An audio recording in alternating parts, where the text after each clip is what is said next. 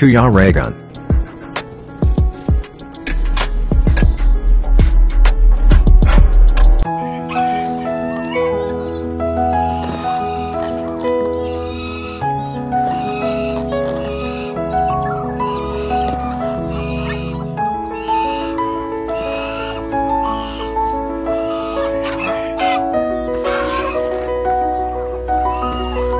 Ayan, welcome back po sa aking YouTube channel, sa Kuya Raygun Vlog. And ayan, nandito na nga po tayo sa bahay, mga kalingap. At ayan, ipapakita ko lang po yung update po sa ating pinagagawang bahay. Kasi yun nga, diba, nung nakaraan po binaha tayo. So ito po yung ginawa natin para hindi tayo mag-aalala kahit nasa dait po ako. Nagpagawa tayo ng second floor, mga kalingap. So paunti-unti lang po ito kasi nakadepende lang po sa ating budget, mga kalingap.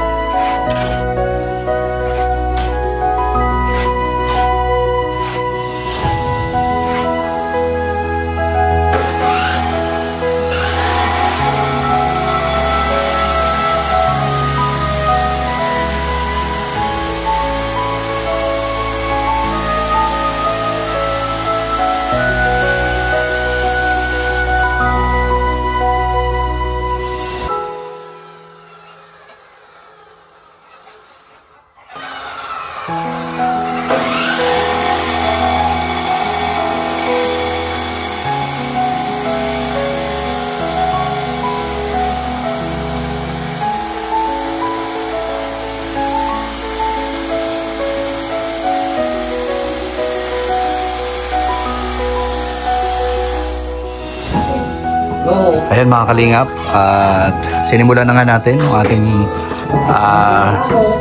patrabaho. Ayan.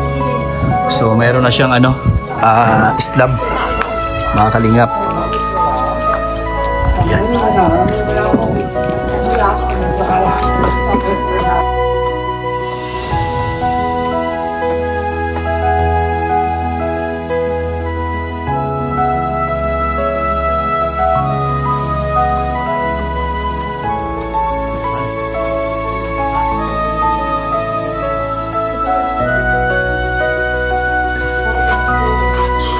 So, ayan, mga kalingap, pakita tayo sa taas.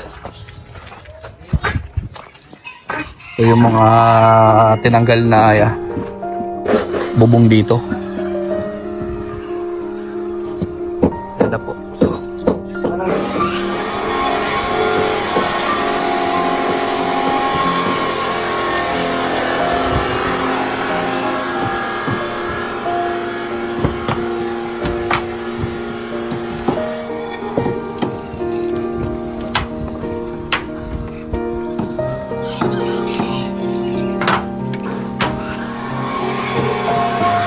Bali, itong unahan lang po muna yung pinagawa ko, mga kalingap. Kasi kung lahat ito, nako, malaking halaga yan. So, itong unahan lang muna yung pinaayos ko. Meron lang tayo malipatan tuwing may baha.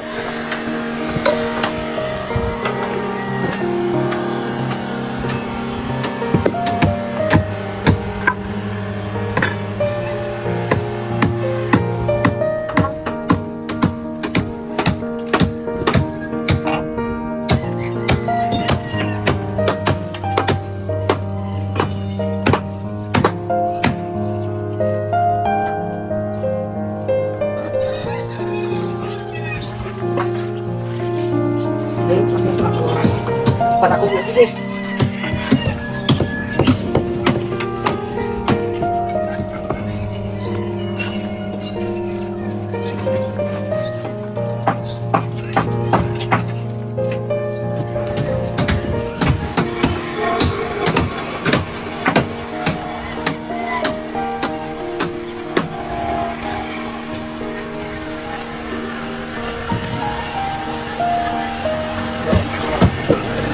Yan, dito tayo gagawa ng hagdanan po mga kalingap.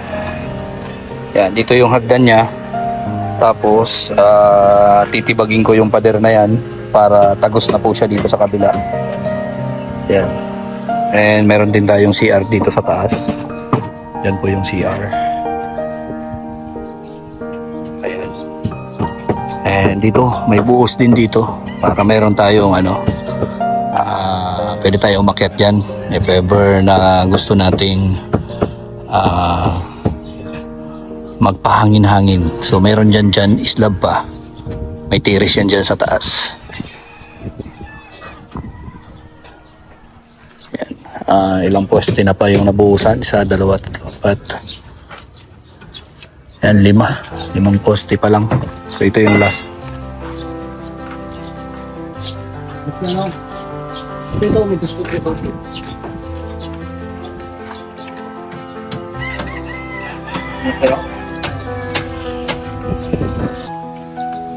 Mga kalingap, kita dito yung palayan.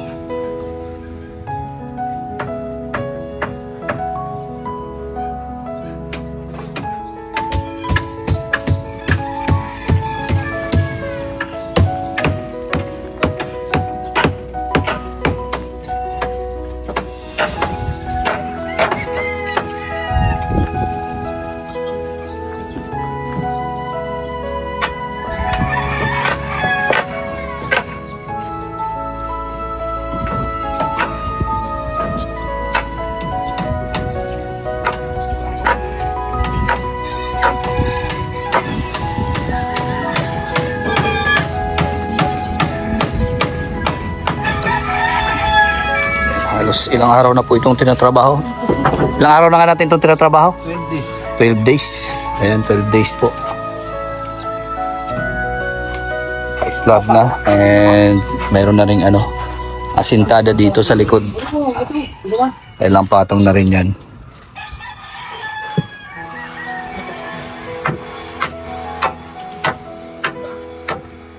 Ano ang sukat nito? Sukat?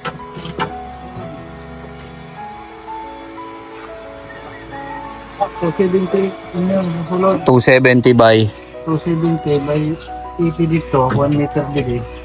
Di, nasa 450. 450 ang total. Papunta ron sa Tapos papunta dito Nasa 6 meters. 6 meters. So equivalent sa sa meters dito sa 420. 450. 6 by 450 meters ba to o 4.5. 4.5 4.5 by 600 ay 6 4.5 by 6. Ayan yung sukat nito mga kalingap. So ito yung nagawa nila sa loob po ng 12 days.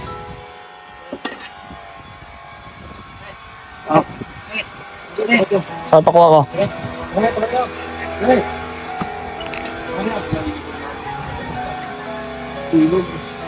Maura naman ada.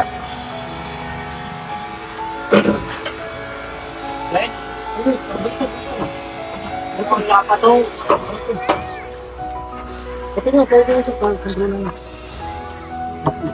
May takot niya. Hindi, sa liyo.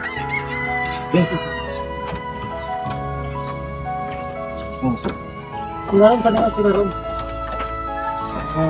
Isip mo sa'yo. Ano sila ka? Hindi mo yan.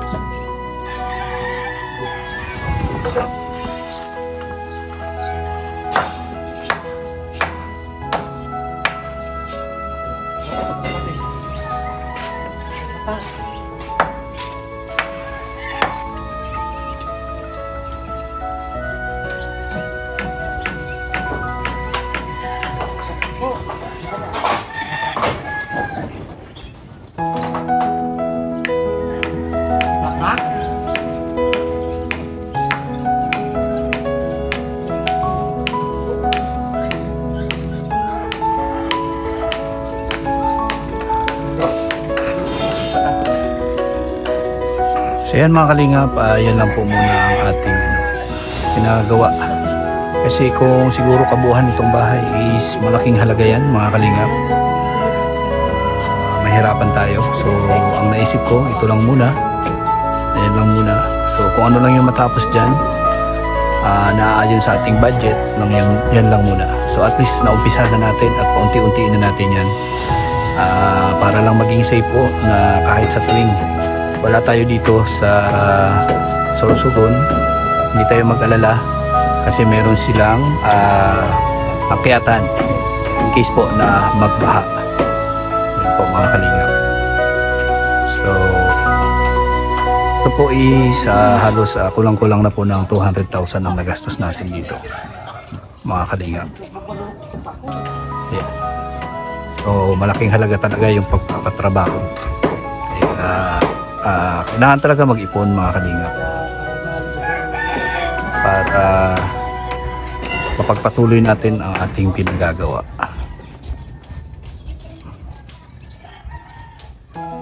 So ayan mga kalingap, dito naman sa loob, ito yung status natin, magulo. Ayan, ito yung kwarto. Ayan, hindi kami dito natutulog kundi doon sa labas sa tinitirahan po nila Alex. Ayan. Ito po yung nangyari dito ngayon. So, tiyaga lang muna. Siguro pag naayos is balik ulit tayo dito sa kwarto na to.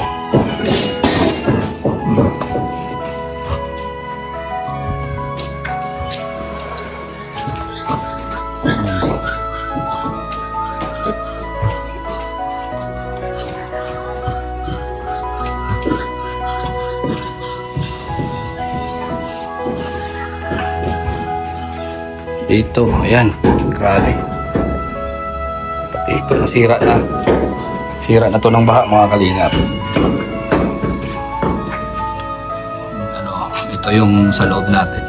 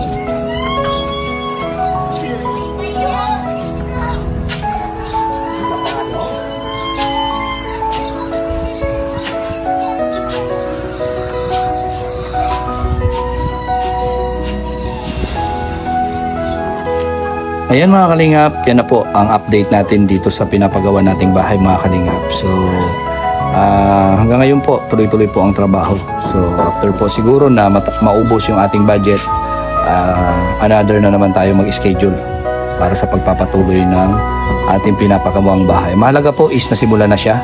So at least tuloy-tuloy na po yan hanggang po sa matapos ang ating project dito sa bahay. Para maiwasan na rin natin po yung mga baha. So ayan, hanggang dito na lang po, and ayan, God bless po sa inyong lahat mga viewers at sa lahat po ng supporters ng Rochelle.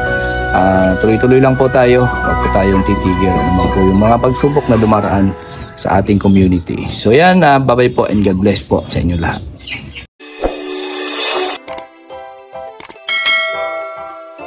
Kaibigan at kasama nyo, Kuya Regan Vlog. Matulungin at mabuti sa kapwa, matanda man o mga bata, sa adventure ay isasama ka. kabutihan lagi ang dala, saan man magpunta